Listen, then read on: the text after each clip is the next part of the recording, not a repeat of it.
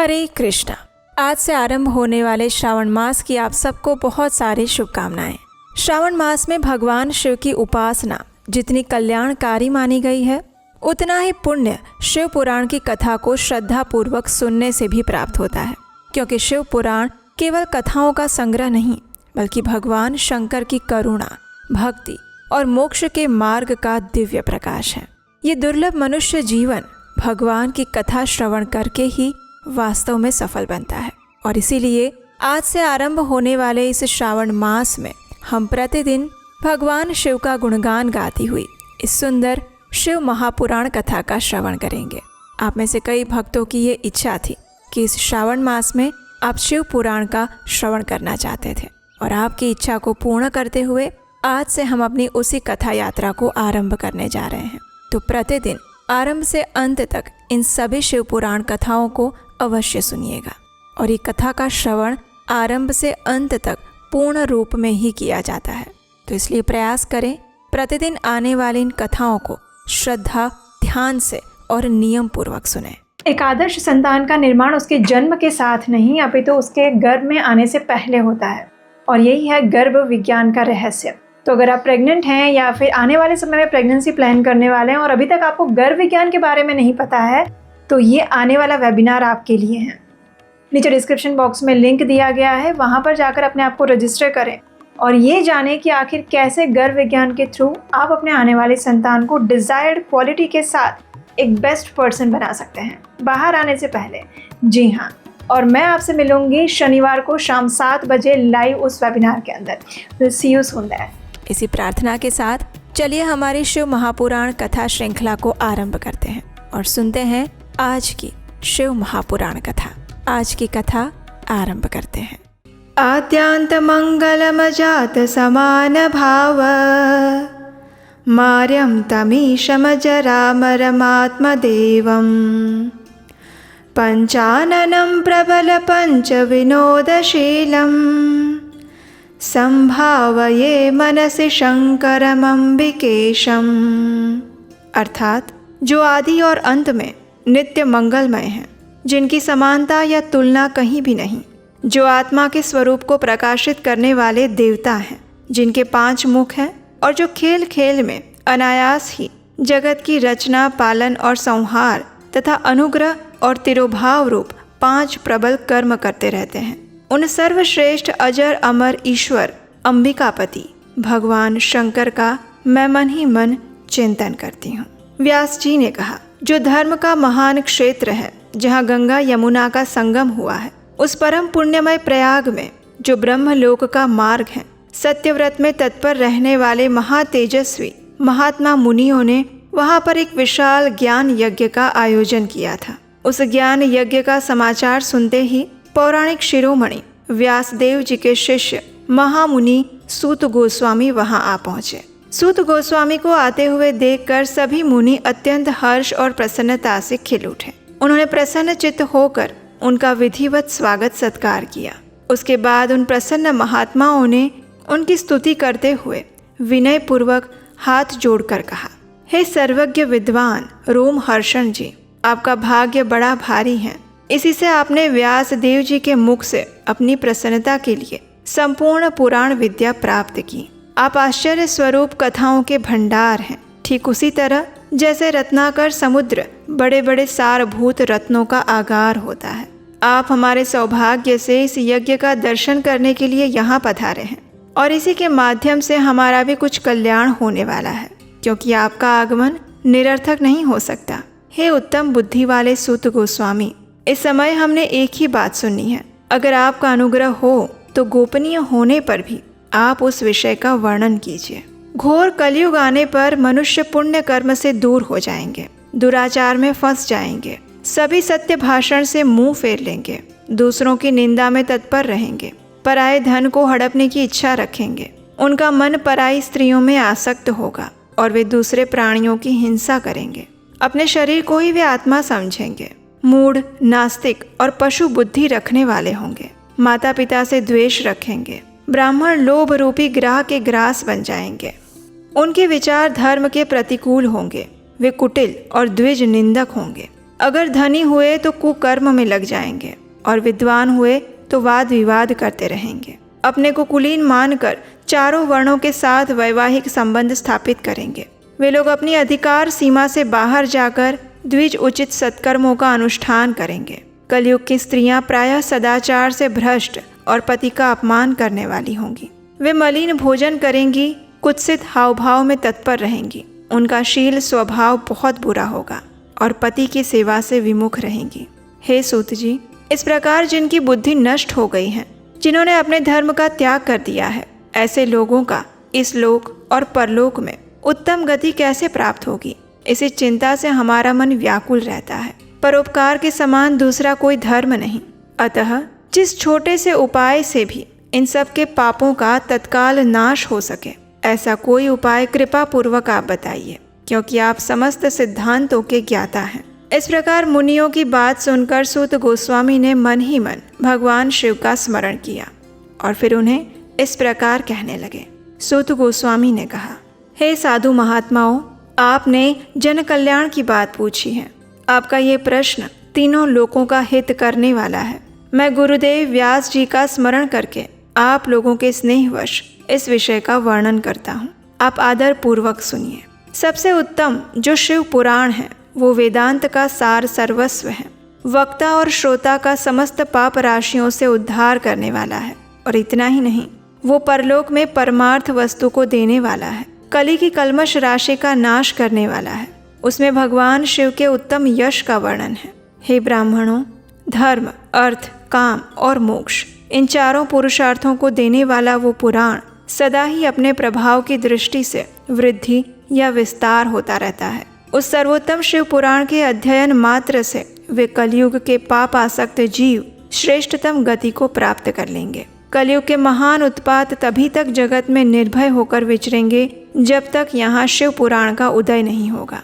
इसे वेद के तुल्य माना गया है। इस वेद कल्प पुराण का सबसे पहले भगवान शिव ने ही प्रचार किया था। विद्येश्वर संहिता, रुद्र संहिता, विनायक संहिता, उमा संहिता, मातृ संहिता, एकादश रुद्र संहिता, कैलाश संहिता, शतरुद्र संहिता, कोटि रुद्र संहिता, सहस्त्र कोटि रुद्र संहिता, वायवीय संहिता और धर्म संहिता। इस प्रकार इस पुराण के 12 भेद या खंड हैं। ये 12 संहिताएं अत्यंत पुण्यमयी मानी गई हैं। हे ब्राह्मणों, अब मैं उनके श्लोकों की संख्या बता रहा हूँ। आप लोग आदर से सुने। विद्येश्वर संहिता में 10,000 श्लोक हैं। रुद्र संहिता, विनायक संहिता, उमा संहिता और मातृ संहिता, इन सब में 8-8 हजार श्लोक हैं। एकादश रुद्र संहिता में 13,000, कैलाश संहिता में 6,000, शतरुद्र संहिता में 3,000, कोटि रुद्र संहिता में 9,000, सहस्त्र कोटि रुद्र संहिता में 11,000 और वायवीय संहिता में 4,000 तथा धर्म संहिता में 12,000 श्लोक हैं। और इस प्रकार मूल शिव पुराण की श्लोक संख्या 1 लाख है, लेकिन व्यासदेव जी ने उसे 24,000 श्लोकों में संक्षिप्त कर दिया है। पुराणों की क्रम संख्या देखी जाए तो इस शिव पुराण का स्थान चौथा है और उसमें 7 संहिताएं हैं। पूर्व काल में भगवान शिव ने श्लोक संख्या की दृष्टि से 100 करोड़ श्लोकों का एक पुराण ग्रंथ ग्रथित किया था। सृष्टि के आदि में निर्मित हुआ वो पुराण साहित्य अत्यंत विस्तृत था। इसलिए फिर द्वापर आदि युगों में द्वैपायन व्यास जी ने जब पुराण का 18 भागों में विभाजन किया तो उस समय संपूर्ण पुराणों का संक्षिप्त स्वरूप मात्र 4 लाख श्लोकों का रह गया। उस समय उन्होंने शिव पुराण का 24,000 श्लोकों में प्रतिपादन किया और इसलिए यही इसके श्लोकों की संख्या है। ये वेद तुल्य पुराण 7 संहिताओं में बटा हुआ है। इन 7 संहिताओं से युक्त दिव्य शिव पुराण वेद के तुल्य प्रामाणिक और सबसे उत्कृष्ट गति प्रदान करने वाला है। ये समस्त जीव समुदाय के लिए उपकारक, त्रिविध तापों का नाश करने वाला, तुलना रहित और सत्पुरुषों को कल्याण देने वाला है। इसमें वेदांत विज्ञानमय प्रधान निष्काम धर्म का प्रतिपादन है।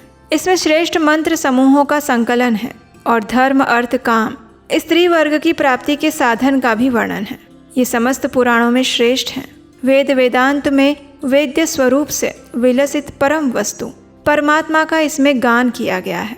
जो भी मनुष्य इस शिव महापुराण की कथा को बड़े आदर और सम्मान से पढ़ता या सुनता है वो भगवान शिव का प्रिय होकर परम गति को प्राप्त कर लेता है। सूत गोस्वामी की ये बात सुनकर श्री शौनक ऋषि ने पूछा, हे महाज्ञानी सूत जी, आप संपूर्ण सिद्धांतों को जानने वाले हैं। ज्ञान और वैराग्य सहित भक्ति से प्राप्त होने वाले विवेक की वृद्धि कैसे होती है? साधु पुरुष किस प्रकार अपने काम, क्रोध आदि मानसिक विकारों का निवारण करते हैं? इस घोर कलिकाल में जीव प्रायः आसुरी स्वभाव के हो गए हैं। उस जीव समुदाय को शुद्ध बनाने के लिए सर्वश्रेष्ठ उपाय क्या है? आप मुझसे पुराणों की इन कथाओं के सार तत्व का विशेष वर्णन कीजिए। आप इस समय हमें ऐसा कोई शाश्वत साधन भी बताइए जो कल्याणकारी वस्तुओं में सबसे उत्कृष्ट और परम मंगलकारी हो। ये सुनकर सूत गोस्वामी ने फिर से कहा, हे मुनि श्रेष्ठ शौनक, आप धन्य हैं, क्योंकि आपके हृदय में पुराण कथा सुनने का विशेष प्रेम और लालसा है, और इसलिए मैं शुद्ध बुद्धि से विचार करके आपसे परम उत्तम शास्त्र का वर्णन कहता हूँ। वह संपूर्ण शास्त्रों के सिद्धांत से संपन्न, भक्ति आदि को बढ़ाने वाला और भगवान शिव को संतुष्ट करने वाला है। वो कानों के लिए रसायन, अमृत स्वरूप और दिव्य है। आप उसका श्रवण कीजिए।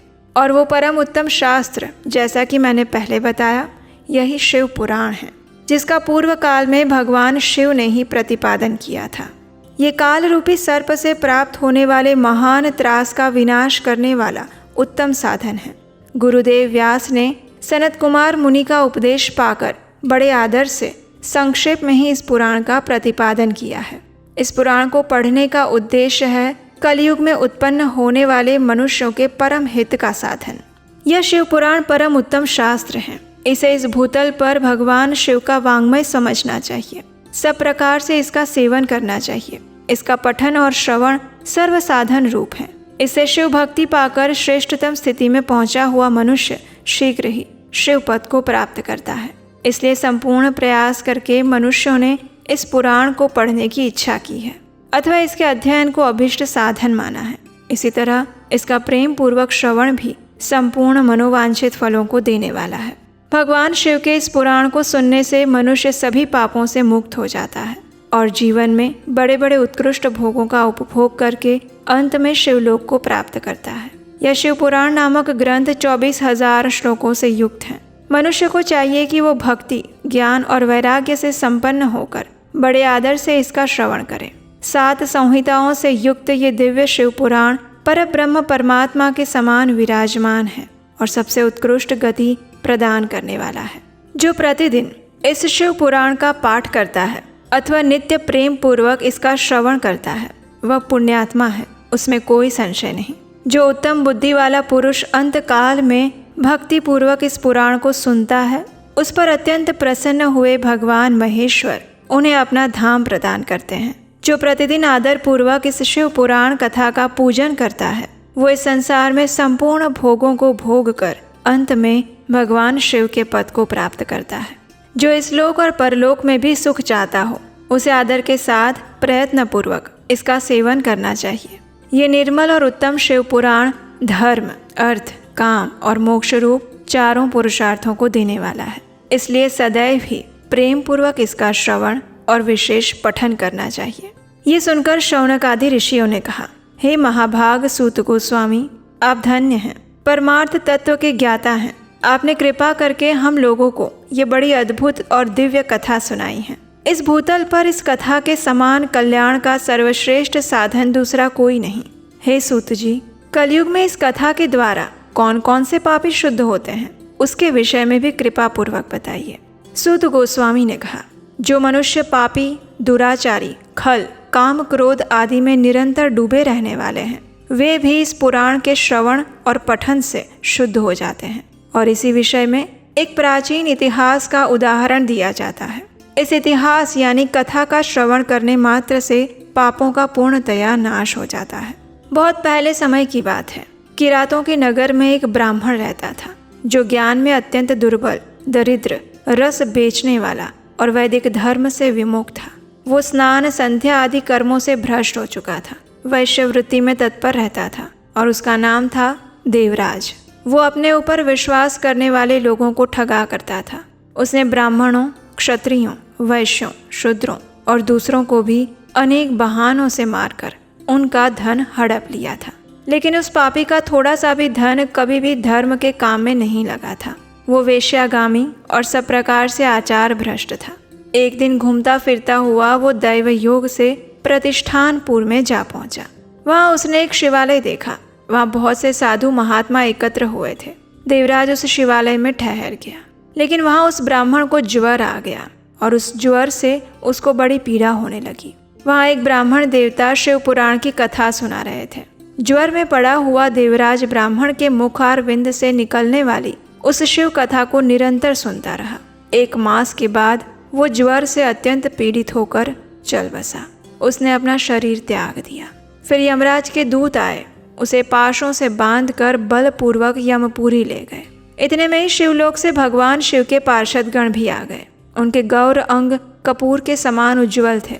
हाथों में त्रिशूल सुशोभित था। उनके संपूर्ण अंग भस्म से उद्भासित थे और रुद्राक्ष की मालाएं उन्होंने धारण की हुई थी। वे सभी क्रोधपूर्वक यमपुरी में गए। यमराज के दूतों से क्रोधपूर्वक कहा, उन्हें बारंबार धमकाया और फिर उन्होंने देवराज को उनके चंगुल से निकालकर अत्यंत अद्भुत विमान पर बिठाकर जब वे शिवदूत कैलाश जाने के लिए निकल पड़े, उस समय यमपुरी में बड़ा भारी कोलाहल मच गया और उस कोलाहल को सुनकर धर्मराज अपने भवन से बाहर आ गए। साक्षात दूसरे रुद्रों के समान प्रतीत होने वाले उन चारों दूतों को देखकर धर्मराज ने उनका विधि पूर्वक पूजन किया। ज्ञान दृष्टि से देखकर वे सारा वृत्तांत समझ गए।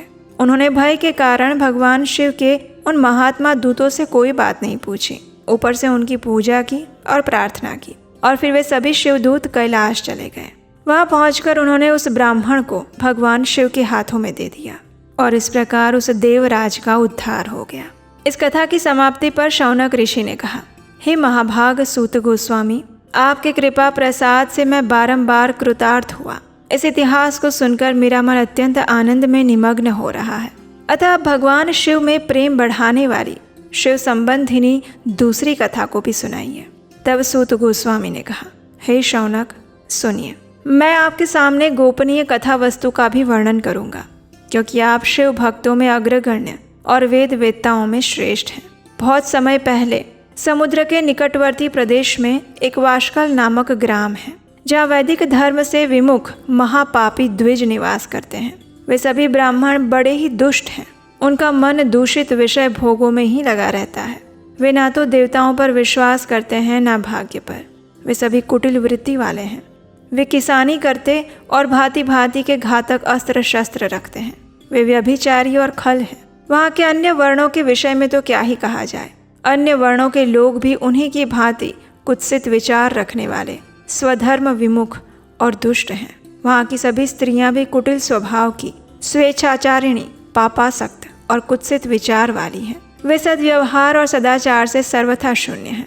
उसी वाशकल नामक ग्राम में किसी समय एक बिंदुक नाम का ब्राह्मण रहता था। वो भी अत्यंत अधम था, दुरात्मा और महापापी था। उसकी स्त्री बड़ी सुंदरी थी, तो भी वो कुमार्ग पर चलने लगा। उसकी पत्नी का नाम चंचुला था। वो सदा उत्तम धर्म के पालन में लगी रहती थी, तो भी उसे छोड़कर वो दुष्ट ब्राह्मण वेश्यागामी हो गया था। इस प्रकार कुकर्म में लगे हुए उस बिंदुक के बहुत वर्ष व्यतीत हो गए। उसकी पत्नी चंचुला काम से पीड़ित होने पर भी स्वधर्म नाश के भय से क्लेश सहकर भी वो दीर्घ काल तक अपने धर्म का पालन करती रही। लेकिन दुराचारी पति के आचरण से प्रभावित होकर धीरे धीरे आगे चलकर वो स्त्री भी दुराचारिणी बन गई और इस प्रकार दुराचार में डूबे हुए उन मूढ़ चित्त वाले पति पत्नी का बहुत समय व्यतीत हो गया।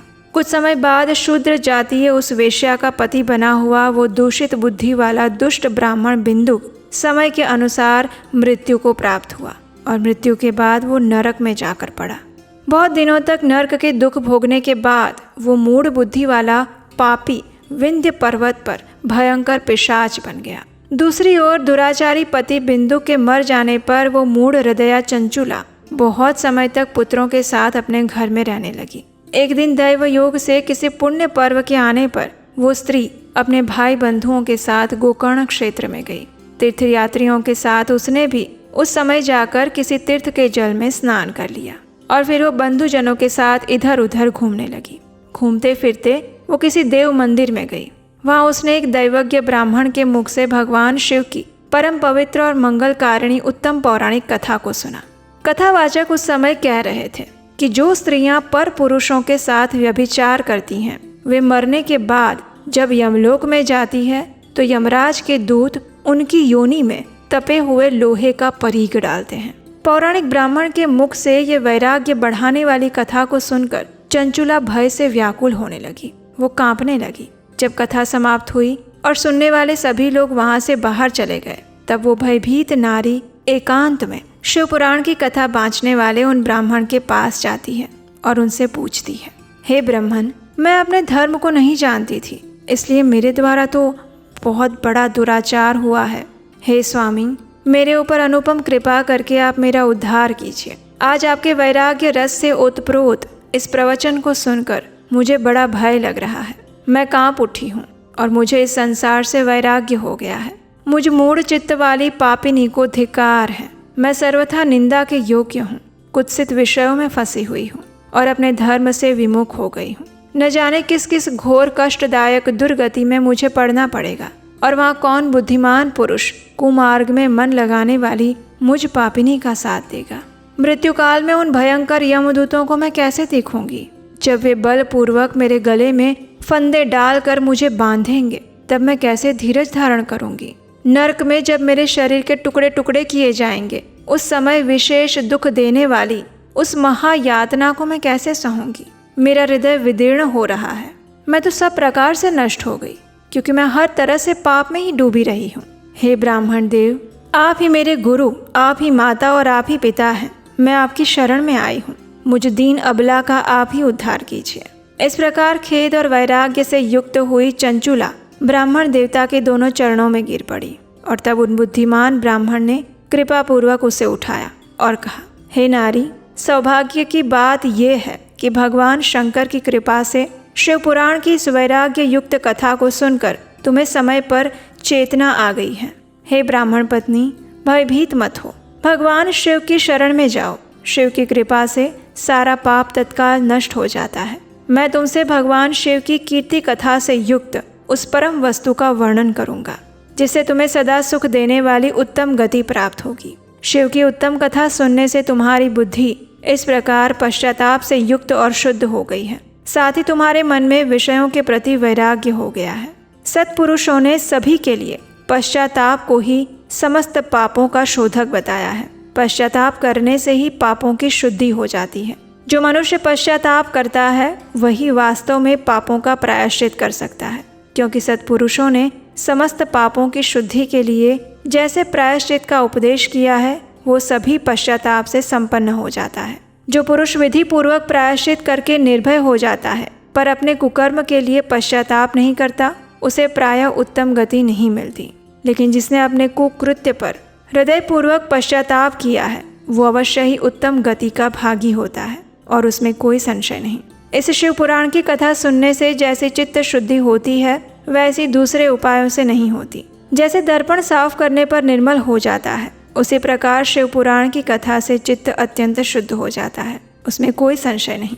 मनुष्यों के शुद्ध चित्त में जगदम्बा पार्वती सहित भगवान शिव विराजमान है। इससे वह विशुद्ध आत्मा पुरुष श्री सांब सदाशिव के पद को प्राप्त होता है। इस उत्तम कथा का श्रवण समस्त मनुष्यों के लिए कल्याण का बीज है, इसलिए शास्त्रोक्त मार्ग से इसकी आराधना और सेवा करनी चाहिए। ये भवबंधन रूपी रोग का नाश करने वाली है। भगवान शिव की कथा को सुनकर फिर अपने हृदय में उसका मनन और निधिध्यासन करना चाहिए। सदैव उसका चिंतन करना चाहिए। इससे पूर्णतया चित्त की शुद्धि हो जाती है। चित्त शुद्धि होने से महेश्वर की भक्ति अपने दोनों पुत्रों के साथ यानी कि ज्ञान और वैराग्य के साथ निश्चय ही प्रकट होती है। तत्पश्चात महेश्वर के अनुग्रह से दिव्य मुक्ति प्राप्त होती है और उसमें कोई संशय नहीं। जो मुक्ति से वंचित हैं उसे पशु समझना चाहिए, क्योंकि उसका चित्त माया के बंधन में आसक्त है। हे ब्राह्मण पत्नी, इसलिए तुम विषयों से मन को हटा लो। भक्तिभाव से भगवान शंकर की इस परम पावन कथा को सुनो। परमात्मा शंकर की इस कथा को सुनने से तुम्हारे चित्त की शुद्धि होगी और इससे तुम्हें मोक्ष की प्राप्ति हो जाएगी। इतना कहकर वे श्रेष्ठ शिवभक्त ब्राह्मण चुप हो गए। उनका हृदय करुणा से आर्द्र हो गया। वे शुद्ध चित्त महात्मा भगवान शिव के ध्यान में मग्न हो गए। ये सब कुछ सुनकर बिंदु की पत्नी चंचुला मन ही मन प्रसन्न हो रही थी। ब्राह्मण का ये उपदेश सुनकर उसके नेत्रों में आनंद के अश्रु छलकने लगे। वो हर्ष भरे हृदय से उन श्रेष्ठ ब्राह्मण के दोनों चरणों में गिर पड़ी और हाथ जोड़कर बोली, हे प्रभु, मैं कृतार्थ हो गई। तत्पश्चात उठकर वैराग्य युक्त उत्तम बुद्धि वाली वो स्त्री जो अपने पापों के कारण आतंकित थी, उन महान शिव भक्त ब्राह्मण से हाथ जोड़कर गदगद वाणी में कहा। चंचुला ने कहा, हे ब्राह्मण, शिव भक्तों में श्रेष्ठ स्वामिन, आप धन्य हैं, सदा परोपकार में लगे रहते हैं। हे साधु, मैं नरक के समुद्र में गिर रही हूँ, आप मेरा उद्धार कीजिए। पौराणिक अर्थ तत्व से संपन्न जिस सुंदर शिव पुराण की कथा को सुनकर मेरे मन में संपूर्ण विषयों से वैराग्य उत्पन्न हो गया, उसी शिव पुराण को सुनने के लिए इस समय मेरे मन में बड़ी श्रद्धा हो रही है। ऐसा कहकर हाथ जोड़ उनका अनुग्रह पाकर चंचुला उस शिव पुराण की कथा को सुनने की इच्छा मन में लेकर उन ब्राह्मण देवता की सेवा में तत्पर हो गई और वहीं पर रहने लगी। और फिर शिव भक्तों में श्रेष्ठ और शुद्ध बुद्धि वाले उन ब्राह्मण देव ने उस स्थान पर उस स्त्री को शिव पुराण की उत्तम कथा सुनाई। और इस प्रकार उस गोकर्ण नामक महाक्षेत्र में उन्हीं श्रेष्ठ ब्राह्मण से चंचुला ने शिव पुराण की वो परम उत्तम कथा सुनी जो भक्ति, ज्ञान और वैराग्य को बढ़ाने वाली और मुक्ति देने वाली है। इस कथा को सुनकर वो ब्राह्मण पत्नी कृतार्थ हो गई, उसका चित्त शुद्ध हो गया। भगवान शिव के अनुग्रह से उसके हृदय में शिव के सगुण रूप का चिंतन होने लगा।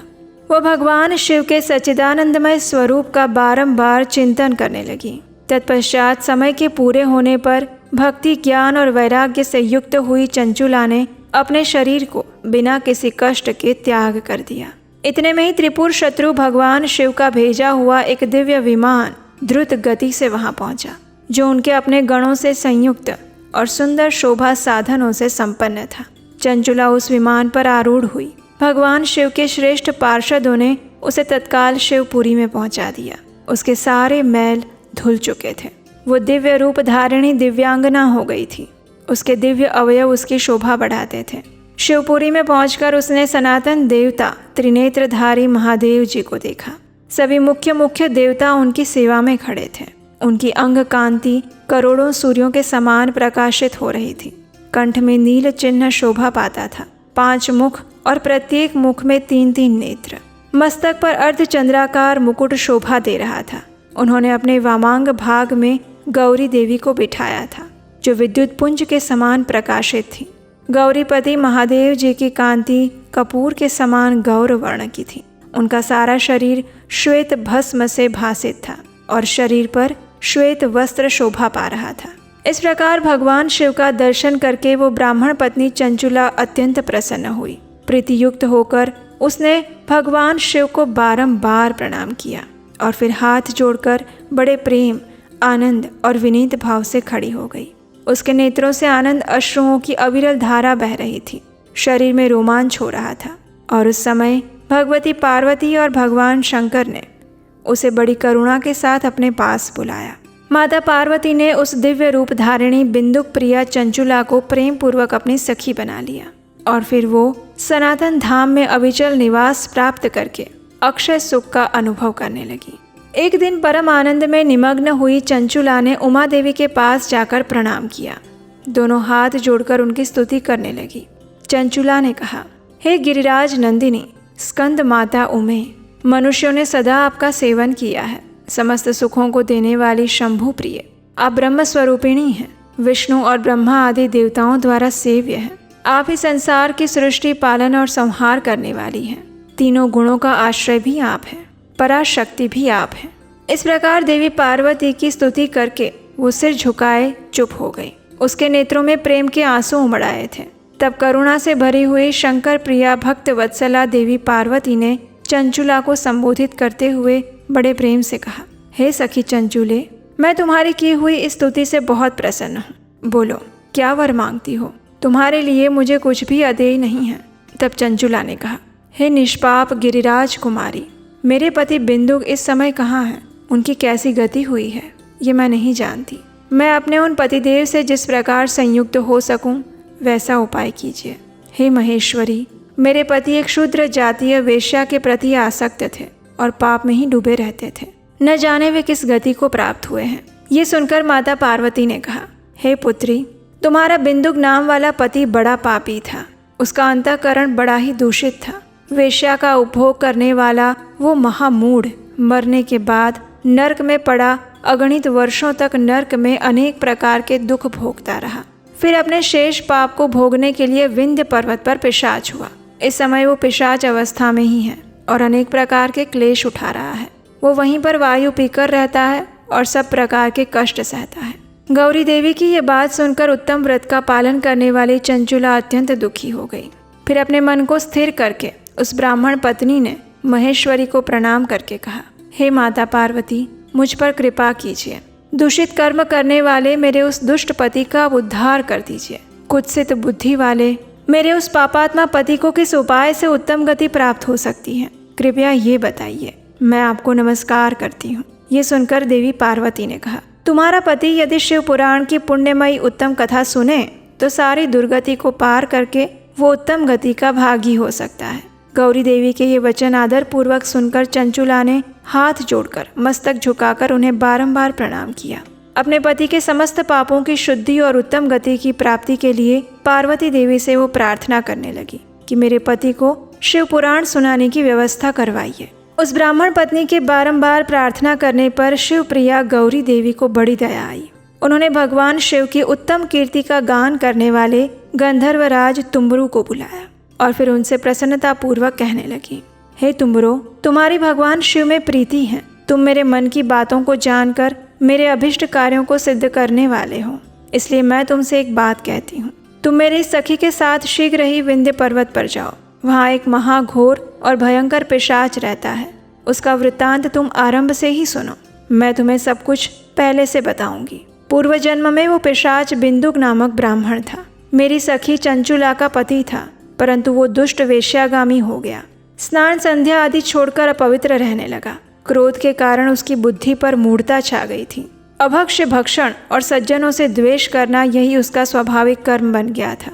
वो दीनों को सताता, बाएं हाथ से खाता और क्रूरतापूर्वक पराए घरों में आग लगाता था। वो पापी अपनी पत्नी का परित्याग करके दुष्टों के संग में ही आनंद मनाता था और मृत्यु पर्यंत वो दुराचार में ही फंसा रहा। फिर अंतकाल आने पर उसकी मृत्यु हो गई। पापियों के भोग स्थान यमपुर में वो गया। वहाँ बहुत से नरकों का उपभोग करके वो दुष्टात्मा जीव इस समय विंध्य पर्वत पर पिशाच बना हुआ है। वहीं पर उस दुष्ट पिशाच को अपने पापों का फल भोग रहा है। तुम उसके आगे यत्न पूर्वक शिव पुराण की उस दिव्य कथा का प्रवचन करो, जो परम पुण्यमयी समस्त पापों का नाश करने वाली है। शिव पुराण की कथा का श्रवण सबसे उत्कृष्ट पुण्य कर्म है। उस दुर्गति से मुक्त होने पर उससे उसका हृदय शीघ्र ही समस्त पापों से शुद्ध हो जाएगा और वो प्रेत योनि का परित्याग कर देगा। उस दुर्गति से मुक्त होने पर बिंदुक नामक पिशाच को मेरी आज्ञा से विमान पर बिठाकर तुम भगवान शिव के पास ले आना। महेश्वरी उमा के इस प्रकार आदेश सुनने पर गंधर्वराज तुम्बरू अत्यंत प्रसन्न हुए। उन्होंने अपने भाग्य की सराहना की और फिर पिशाच की सती साध्वी पत्नी चंचुला के साथ विमान पर बैठकर नारद के प्रिय मित्र तुम्बरू वेग पूर्वक विंध्याचल पर्वत पर आए, जहाँ वो पिशाच रहता था। वहाँ उन्होंने उस पिशाच को देखा। उसका शरीर विशाल था। वो कभी हंसता, कभी रोता, कभी उछलता था। उसकी आकृति बड़ी विकराल थी। भगवान शिव की उत्तम कीर्ति का गान करने वाले महाबली तुम्बरू ने उस अत्यंत भयंकर पिशाच को पाशों के द्वारा बांध लिया और उसके बाद शिव पुराण की कथा बांचने का निश्चय करके महोत्सव युक्त स्थान और मंडप आदि की रचना की। इतने में संपूर्ण लोकों में बड़े वेग से यह प्रचार हो गया कि देवी पार्वती की आज्ञा से एक पिशाच का उद्धार करने के लिए शिव पुराण की उत्तम कथा सुनाई जा रही है, और वो भी तुम्बरू के द्वारा। फिर तो उस कथा को सुनने के लोभ से बहुत से देवर्षि ऋषि मुनि शीघ्र ही वहां पर आ गए। आदर पूर्वक शिव पुराण सुनने के लिए आए हुए उन सभी लोगों का उस पर्वत पर अद्भुत और कल्याणकारी समाज जुट गया। फिर तुम्बरू ने उस पिशाच को पाशों से बांधकर आसन पर बिठाया और हाथ में वीणा लेकर गौरीपति की कथा का गान आरंभ किया। पहली यानी विद्येश्वर संहिता से लेकर 7वीं वायु संहिता तक महात्म्य के साथ शिव पुराण की कथा का उन्होंने स्पष्ट वर्णन किया। 7 संहिताओं सहित शिव पुराण का आदर पूर्वक श्रवण करके वे सभी श्रोता कृतार्थ हो गए। उस कथा को सुनकर उस पिशाच ने अपने सारे पापों को धोकर उस पैशाचिक शरीर को त्याग दिया और फिर उसे शीघ्र ही दिव्य स्वरूप प्राप्त हुआ। अंग कांति गौर वर्ण की हो गई। शरीर पर श्वेत वस्त्र और हर प्रकार के पुरुष उचित आभूषण उसके अंगों का उद्भासित करने लगे। वो त्रिनेत्रधारी चंद्रशेखर रूप हो गया। इस प्रकार दिव्य देह धारण करके श्रीमान बिंदुक अपनी पत्नी चंचुला के साथ स्वयं भी भगवान शिव का गुणगान करने लगा। अपनी पत्नी को इस प्रकार दिव्य रूप से सुशोभित देखकर वे भी अत्यंत विस्मित हुए। उनका चित्त परम आनंद से परिपूर्ण हो गया। भगवान महेश्वर का वो अद्भुत चरित्र सुनकर वे सभी श्रोता परम कृतार्थ हो गए और फिर अपने अपने धाम चले गए। बिंदुक भी सुंदर विमान पर अपनी प्रियतमा पत्नी के पास बैठकर सुखपूर्वक आकाश में स्थित होकर शोभा पाने लगा और फिर महादेव का गुणगान करता हुआ वो तुमरू के साथ शीघ्र ही शिव धाम में आ पहुंचा। भगवान शिव तथा पार्वती देवी ने बिंदुक का सत्कार किया, उसे अपना पार्षद बनाया। उसकी पत्नी चंचुला पार्वती जी की सखी हो गई और फिर ये दोनों दंपति परम आनंदमय सनातन धाम में अविचल निवास पाकर सुखी हो गए। इस कथा को सुनने के बाद शौनक ऋषि ने कहा, हे महाप्राज्ञ व्यास शिष्य सूत जी, आपको नमस्कार है। आपके महान गुण वर्णन करने योग्य हैं। अब आप मुझे कल्याणमय शिव पुराण के श्रवण की विधि बताइए, जिससे सभी श्रोताओं को संपूर्ण उत्तम फल प्राप्त हो सके। ये सुनकर सूत गोस्वामी ने कहा, हे मुने शौनक, अब मैं आपको संपूर्ण फल की प्राप्ति के लिए शिव पुराण के श्रवण की विधि बता रहा हूँ। पहले किसी ज्योतिष को बुलाकर दान मान से संतुष्ट करके अपने सहयोगी लोगों के साथ बैठकर बिना किसी विघ्न बाधा के कथा की समाप्ति होने के उद्देश्य से शुद्ध मुहूर्त का अनुसंधान कराएं। प्रयत्न पूर्वक देश देश में स्थान स्थान पर इस संदेश को भेजें कि हमारे यहाँ शिव पुराण की कथा होने वाली है। अपने कल्याण की इच्छा रखने वाले लोगों को उसे सुनने के लिए आमंत्रित किया जाए। कुछ लोग भगवान श्री हरि की कथा से बहुत दूर पड़ गए हैं। कितने ही स्त्री पुरुष शूद्र आदि भगवान शंकर की कथा कीर्तन से वंचित रहते हैं। उन सब को भी सूचना पहुंचाई जाए, ऐसा प्रबंध करना चाहिए। देश देश में जो भगवान शिव के भक्त हैं और शिव कथा के कीर्तन तथा श्रवण के लिए उत्सुक हों, उन सबको आदर पूर्वक बुलवाना चाहिए। आए हुए लोगों का सब प्रकार से आदर सत्कार करना चाहिए।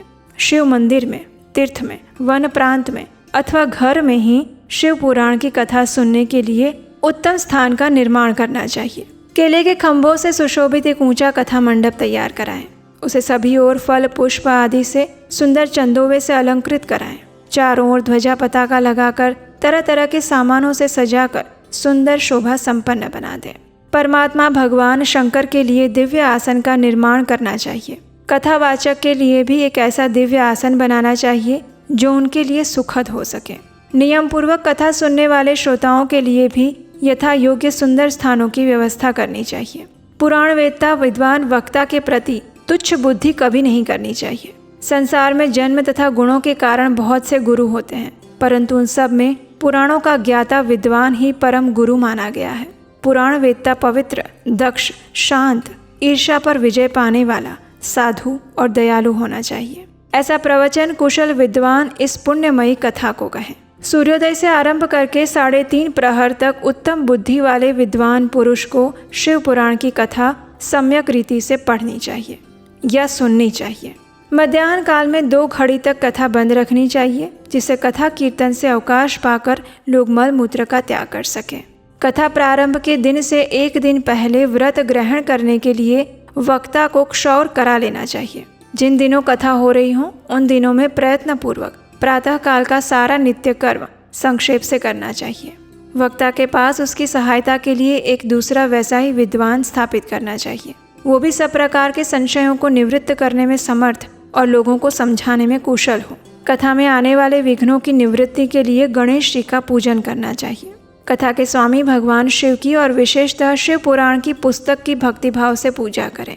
तत्पश्चात उत्तम बुद्धि वाला श्रोता तन मन से शुद्ध और प्रसन्नचित होकर आदर पूर्वक शिव पुराण की कथा सुने।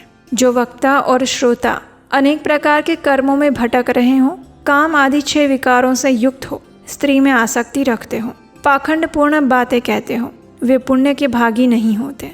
जो लौकिक चिंता और धन, गृह एवं पुत्र आदि की चिंता को छोड़कर कथा में मन लगाए रहते हैं, उन शुद्ध बुद्धि पुरुषों को उत्तम फल की प्राप्ति होती है। जो श्रोता श्रद्धा और भक्ति से युक्त होकर दूसरे कर्मों में मन नहीं लगाते और मौन, पवित्र और उद्वेग शून्य रहकर कथा का श्रवण करते हैं, वे ही पुण्य के भागी होते हैं। हे शौनक ऋषि, अब शिव पुराण सुनने का जो व्रत धारण करते हैं, ऐसे मनुष्यों के लिए जो नियम है उन्हें भक्ति पूर्वक सुनिए। नियम पूर्वक इस श्रेष्ठ कथा को सुनने से बिना किसी विघ्न और बाधा के उत्तम फल की प्राप्ति होती है। जो लोग दीक्षा से रहित हैं उनका कथा श्रवण में अधिकार नहीं। अतः कथा सुनने की इच्छा रखने वाले सभी लोगों को पहले वक्ता से दीक्षा ग्रहण करनी चाहिए। जो लोग नियम से कथा सुने उनको ब्रह्मचर्य का पालन करना चाहिए। भूमि पर सोना चाहिए, पत्तल में खाना चाहिए और प्रतिदिन कथा समाप्त होने पर ही अन्न ग्रहण करना चाहिए। जिसमें शक्ति हो वो पुराण की समाप्ति तक उपवास कर सकता है। शुद्धता पूर्वक भक्ति भाव से उत्तम शिव पुराण को सुने। इस कथा का व्रत लेने वाले पुरुष को प्रतिदिन एक ही बार हविष्यान्न भोजन करना चाहिए। जिस प्रकार से कथा श्रवण का नियम सुख पूर्वक सध सके वैसे करना चाहिए। गरिष्ठ अन्न, दाल, जला हुआ अन्न, सेम, मसूर, भाव दूषित और बासी अन्न को खाकर कथाव्रती पुरुष कभी भी कथा को नहीं सुनना चाहिए। जो इस कथा का श्रवण करता है उस मनुष्य को प्याज, लहसुन, हींग, गाजर, मादक वस्तुएं और आमिष कही जाने वाली वस्तुओं को त्याग देना चाहिए। कथा का व्रत लेने वाला पुरुष काम, क्रोध आदि 6 विकारों को, ब्राह्मणों की निंदा को और पतिव्रता और साधु संतों की निंदा को भी त्याग दे। कथाव्रती पुरुष प्रतिदिन सत्य, शौच, दया, मौन, सरलता, विनय और हार्दिक उदारता इन सद्गुणों को सदा अपनाए रहे। श्रोता निष्काम हो या सकाम, वो नियम पूर्वक कथा सुने। सकाम पुरुष अपनी अभिष्ट कामनाओं को प्राप्त करता है और निष्काम पुरुष मोक्ष पा लेता है। दरिद्र, क्षय का रोगी, पापी, भाग्यहीन और संतान रहित पुरुष भी इस उत्तम कथा को सुनना चाहिए। काक, बंध्या आदि जो 7 प्रकार की दुष्ट स्त्रियां हैं वे और जिसका गर्भ गिर जाता हो वो, इन सभी को भी शिव पुराण की उत्तम कथा सुननी चाहिए। हे मुने, स्त्री हो या पुरुष, सबको प्रयत्न पूर्वक विधि विधान से शिव पुराण की कथा का श्रवण करना चाहिए। इस प्रकार शिव पुराण की कथा के पाठ और श्रवण संबंधी यज्ञ उत्सव की समाप्ति हो जाए तो श्रोताओं को भक्ति और प्रयत्न पूर्वक भगवान शिव की पूजा की भांति पुराण पुस्तक की पूजा करनी चाहिए। उसके बाद विधि पूर्वक वक्ता का पूजन करना आवश्यक है। पुस्तक को आच्छादित करने के लिए नवीन और सुंदर वस्त्र बनाएं। उसे बांधने के लिए दृढ़ और दिव्य डोरी लगाएं। फिर उसका पूजन करें। उत्सव के साथ पुस्तक और वक्ता की विधिवत पूजन करके वक्ता की सहायता के लिए स्थापित हुए पंडित का भी उसी के अनुसार धन आदि देकर स्वागत और पूजन करना चाहिए। वहाँ आए हुए ब्राह्मणों को अन्न, धन आदि का दान करें। गीत, वाद्य, नृत्य आदि के द्वारा महान उत्सव करें। कथा समाप्ति के दिन विशेष रूप से उस गीता का पाठ करना चाहिए जिसे श्री रामचंद्र जी के प्रति भगवान शिव ने कहा था। अगर श्रोता गृहस्थ हैं तो उस बुद्धिमान को उस श्रवण कर्म की शांति के लिए शुद्ध हविष्य के द्वारा होम करना चाहिए। होम करने की शक्ति ना हो तो विद्वान पुरुष यथाशक्ति हवनीय हविष्य ब्राह्मण को दान करें। दोष की शांति के लिए शिव सहस्त्र नाम का पाठ अथवा श्रवण करें और इससे सब कुछ सफल हो जाता है। इसमें कोई संशय नहीं है, क्योंकि तीनों लोकों में उससे बढ़कर कोई वस्तु नहीं। कथा श्रवण संबंधी व्रत की पूर्णता के लिए 11 ब्राह्मणों को मधु मिश्रित खीर भोजन कराएं, उन्हें दक्षिणा दें और अगर शक्ति हो तो 3 तोले सोने का एक सुंदर सिंहासन बनवाए। उस पर उत्तम अक्षरों में लिखी और लिखाई हुई शिव पुराण की पोथी विधि पूर्वक स्थापित करें। आवाहन आदि विविध उपचारों से पूजा करके दक्षिणा चढ़ाएं। फिर जितेंद्रिय आचार्य का वस्त्र, आभूषण, गंध आदि से पूजन करके दक्षिणा सहित वो पुस्तक उन्हें समर्पित कर दें। इस पुराण के उस दान के प्रभाव से भगवान शिव का अनुग्रह पाकर पुरुष भव बंधन से मुक्त हो जाता है। इस प्रकार विधि विधान का पालन करने पर श्री संपन्न शिव पुराण संपूर्ण फल को देने वाला, भोग और मोक्ष का दाता है। हे मुने, शिव पुराण का ये सारा महात्म्य जो संपूर्ण अभिष्ट को देने वाला है वो मैंने आपको क्या सुनाया। अब आप और क्या सुनना चाहते हैं? शिव पुराण समस्त पुराणों के भाल का तिलक है। ये भगवान शिव को अत्यंत प्रिय, रमणीय और भवरोग का निवारण करने वाला है। जो सदा भगवान शिव का ध्यान करते हैं, जिनकी वाणी शिव के गुणों की स्तुति करती हैं और जिनके दोनों कान उनकी कथा सुनते हैं, इस जीव जगत में उन्हीं का जन्म लेना सफल है। वे ही निश्चय ही इस संसार सागर से पार हो जाते हैं।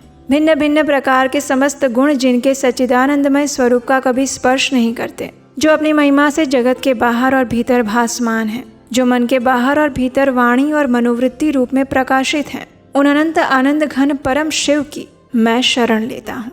और इसी के साथ आज का हमारा शिव महापुराण का पहला अध्याय संपन्न हुआ। इस संपूर्ण श्रावण मास में हम प्रयास करेंगे कि आपको संपूर्ण शिव महापुराण की कथा का श्रवण करवाएं। लेकिन हमारी आपसे एक ही विनती है कि आप इस संपूर्ण शिव पुराण की कथा को प्रतिदिन नियम पूर्वक श्रवण अवश्य कीजिएगा। इस कथा को बीच में अधूरा मत छोड़िएगा। ऐसा करने से जैसा कि आपने सुना, इस संपूर्ण शिव पुराण के श्रवण का फल नहीं मिलता। अगर आज आप पहली बार हमारे चैनल पर आए हैं तो हम आपको बता दें कि हम इस चैनल पर पुराणों और ग्रंथों से ली गई प्रमाणभूत कथाएं ही बताते हैं, जो कि सीधे हमारे शास्त्रों से, वेद, पुराण और उपनिषद से ही आती हैं। इसमें किसी भी प्रकार की मिलावट नहीं की जाती है। ऐसी प्रामाणिक कथाओं को प्रतिदिन सुनने के लिए